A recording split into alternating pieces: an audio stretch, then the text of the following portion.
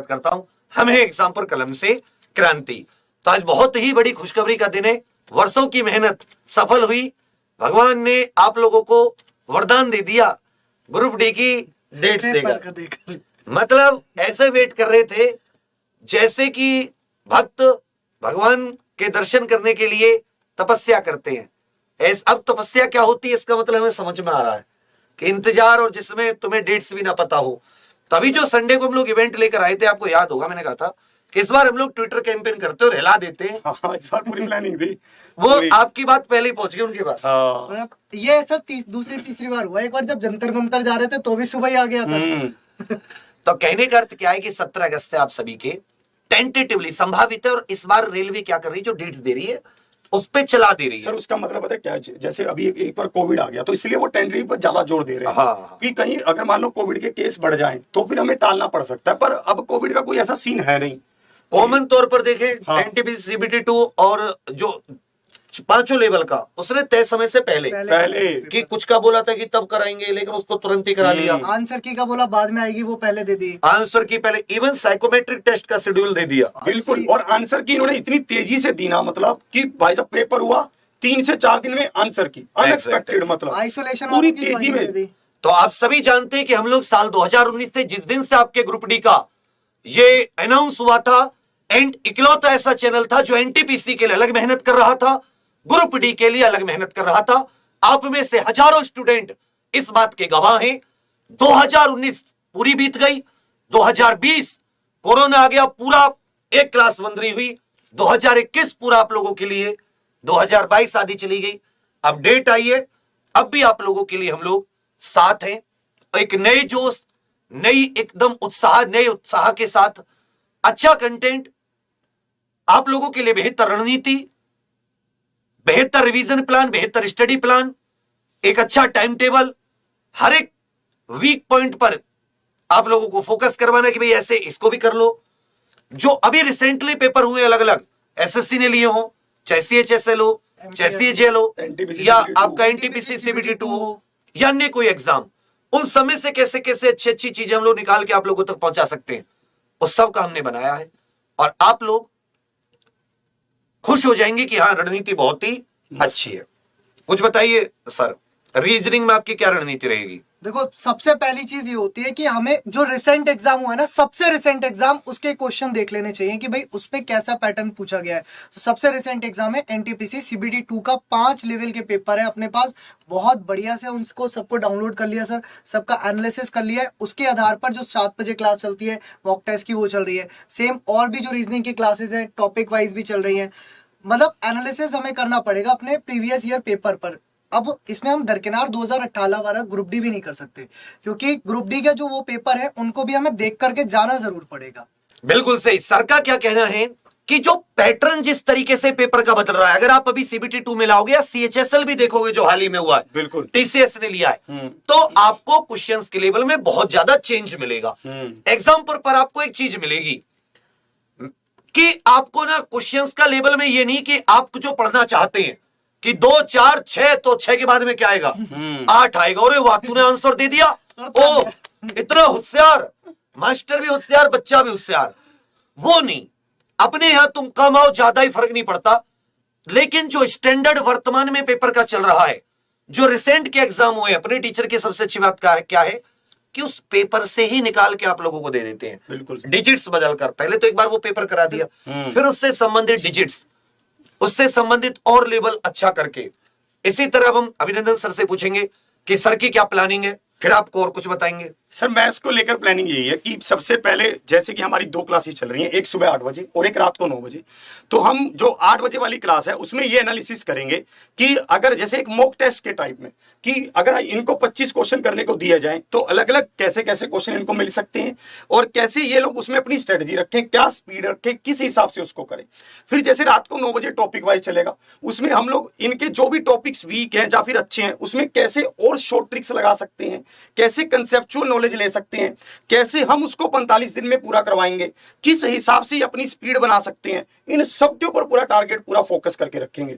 और जैसा कि अभी एनटीपीसी सीबीटी 1 के पेपर हुए उसमें और एनटीपीसी सीबीटी 2 के पेपरों में देखा गया कि सीबीटी 1 के बहुत सारे क्वेश्चन सीबीटी 2 में भी थे जब हम एनालिसिस कर रहे हैं। ओके। तो इससे यह समझ आ रहा है कि ग्रुप डी की बहुत सारी शिफ्ट होंगी, क्योंकि मतलब 1.25 करोड़ बच्चों ने लगभग पेपर भरा है, तो उस हिसाब से ये डेट डिजाइन करेगा। तो ये क्वेश्चनों का जो एनटीपीसी सीबीटी 1 वाले हैं वो इसमें आने के, रिपीट होने के बहुत ज्यादा चांस है। तो हम नए क्वेश्चनों को लेंगे, बढ़िया क्वेश्चन, शानदार तरीके से उसमें चलेंगे। तो सर का कहना है कि क्वेश्चंस रिपीट कर रहे हैं या डिजिट चेंज हो रही हैं, लेकिन बहुत सारे क्वेश्चंस आपको रिपीट मिल रहे हैं। इसके लिए सर की तरफ से क्या है कि आप लोग इतनी सारी जो आंसर की निकली है शिफ्ट वाइज खुद एनालिसिस नहीं कर सकते कि जी मैं उस हर शिफ्ट के एनालिसिस करके उसमें से मैथ के क्वेश्चन निकालूं। हम आपके लिए क्या करेंगे सर अपनी क्लास में सुबह 8 बजे कि जो शिफ्ट हुई है जितनी भी एग्जाम की जो एसएससी ने कराई है या एनटीपीसी सीबीटी 2 हो या एनटीपीसी सीबीटी 1 हो, उन सब को एक साथ बिल्कुल अपने हिसाब से उनके लिए उनमें से ग्रुप डी का पेपर बना के वो आपको करवाएंगे और साथ में उसमें नए क्वेश्चंस भी आपको जोड़ेंगे। जो रात को 9 बजे सर की क्लास होती है उसमें एक पता होता है कि भाई किस टॉपिक की वेटेज ज्यादा है या किस टॉपिक में ज्यादा फंस सकते हैं, लेवल ज्यादा दे रहे हैं जी सर। तो 9 बजे आपको रात में वो सेशन आपका चलेगा, अभिनंदन सर लेंगे। तो इसमें आप ये चीज देख सकते हो कि केवल आपको मतलब नहीं कि एक तरीके से इसमें आप डेडिकेशन भी देख सकते हो कि एक तरफ से आपको रिसेंट के पेपर्स बार बार करवा के उनको कैसे सॉल्व करना है, कम समय में कैसे सॉल्व करना है, उसकी तरफ ध्यान दिया जा रहा है। हम क्वेश्चंस को छाटने में अगर ये स्टूडेंट्स ही उन क्वेश्चन को छाटेंगे, एक कभी छाट के देखना एक सेट तुम्हें 3 घंटे बीत जाएंगे और तुम एक पेपर छाट पाओगे, वो तुम्हें सब छटाया मिल रहा है, तो तुम्हारे लिए बहुत फायदे की चीज है। बहुत ज्यादा बिल्कुल। इसमें क्या है कि आपने तैयारी पहले से इतनी बार की है, हमसे भी बहुत बार तैयारी की है, खुद से भी की है, रिवीजन भी किया है। अब अगर आपको छटा और एकदम क्रीम मटेरियल मिल जाए तो और मजा आ जाएगा। इसी तरह साइंस की रणनीति क्या है कि साइंस अगर हम 2018 के पेपर में देखें, रेलवे के किसी भी पेपर में देखें, तो साइंस फुल एनसीईआरटी बेस्ड होती है। एनसीईआरटी की लाइन उठाएगा और सीधा क्वेश्चन बना देगा। एक ही एनसीईआरटी की लाइन से 5-6 क्वेश्चन भी बन सकते हैं। किसी क्वेश्चन को प्रश्न में मतलब आंसर में दे दिया, किसी आंसर को क्वेश्चन में दे दिया। तो हमारा भी पूरा फोकस साइंस सबसे ज्यादा नंबर की 30 नंबर की है, आपके साइंस के एनसीईआरटी पे रहेगा। एनसीईआरटी वाइज हम लोग करेंगे। अब आ जाता है जनरल अवेयरनेस। तो जनरल अवेयरनेस में क्या है, करंट अफेयर जनरल अवेयरनेस दोनों 20 नंबर के हैं। तो जो जनरल अवेयरनेस आ रही है अभी, अगर आप एनटीपीसी सीबीटी 2 में भी देखोगे तो जीके थोड़ा सा अच्छे लेवल की भी है क्योंकि 50 क्वेश्चन है।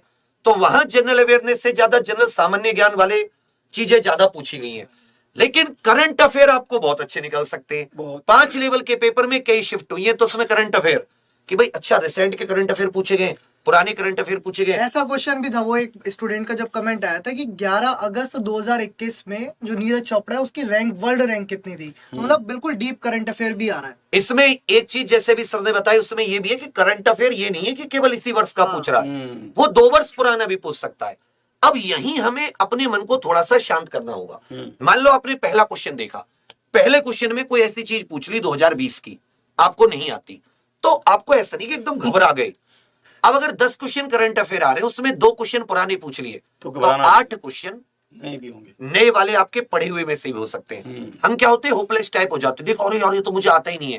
आपके साथ नहीं, हम लोगों के साथ भी होता है। जैसे हम लोग अभी भी कोई एग्जाम दे, पहले जैसे मैंने एसआई का दिया, पहले 2 क्वेश्चन मैथ के मुझ पे नहीं हुए, अब मैं होपलेस हो गया। ऐसा समझो कि मैथ के 40 क्वेश्चन आने थे, अरे भाई मतलब मैं परेशान हूं, कैसे कौन से क्वेश्चन का उत्तर निकलेगा। 10-12 क्वेश्चन सॉल्व कर लिए, उत्तर नहीं आया एक का भी। तो मैंने सोचा भाड़ में जाए, मैं तो हिंदी करूंगा, पहले जीके को करूंगा, जब करूंगा। तो ऐसा हुआ कि फिर खुद को संभाला, फिर उस टॉपिक पे जो टॉपिक हमारा चल रहा था समझे उसको। इसलिए लास्ट में क्या है कि आपको लिमिटेड पढ़ के रिवीजन पे ज्यादा गौर करना है। और हम लोग भी आपके रिवीजन पे ही पूरा फोकस रखेंगे। 2 तरीके से हमारी क्लासेस होंगी। मॉर्निंग का बैच, तो हम आपको बता देते हैं कि इस बार हम लोग आपको क्या क्या देने की कोशिश कर रहे हैं। एक हमारी तरफ से आपको ये फ्री क्रैश कोर्स है, इसका कोई फीस नहीं है। यूट्यूब पे ये अपने अंदर एक की फ्री है इनको, हाँ। वो ऐसे बहुत वहम रहता है कि पेड़ बैच देखो बैच, ये एक चीज बाप दुनिया ने में बोला, रहेगी ये मतलब कि कोई आपको उतनी क्लासेस नहीं दे सकता जितनी क्लासेस एग्जाम्पल दिन रात आपको अपनी 27 चैनल के माध्यम से देने की कोशिश करता है। बिल्कुल बिल्कुल सर, बिल्कुल ये बहुत बिल्कुल, और लगातार मतलब लगातार। कितना समय हो गया, चाहे उसमें क्लास में स्टूडेंट आए या नहीं आए, वो क्लास वो उससे फर्क नहीं पड़ता आप उससे कभी फर्क नहीं भी पड़ेगा। कि स्टूडेंट की संख्या कितनी है। हाँ। जबकि यही कुछ ऐसे है कि एमटीएस आया तो एमटीएस, अब ग्रुप डी का आया तो ग्रुप डी की, अब दूसरा आया तो दूसरा। एक लक्ष्य पहले वो पूर्ति जब आगे, फिर स्टडी मटेरियल, नोट्स, पीडीएफ। जैसे सर ने कहा कि सर ने निकाले कि भाई सर ने सारी रीजनिंग के क्वेश्चंस रिसेंट की 40-50 शिफ्ट के टॉपिक वाइज लगा के वो सब आपको सारी मिलेंगे। पीडीएफ आपको मिल सर ने मैथ का निकाला वो आपको मिल जाएगा, करंट अफेयर के निकाले वो मिल जाएंगे, जनरल अफेयर्स के निकाले वो मिल जाएंगे, साइंस के निकाले वो मिल जाएंगे। पहली चीज। फ्री टेस्ट सीरीज, ये बहुत अहम है।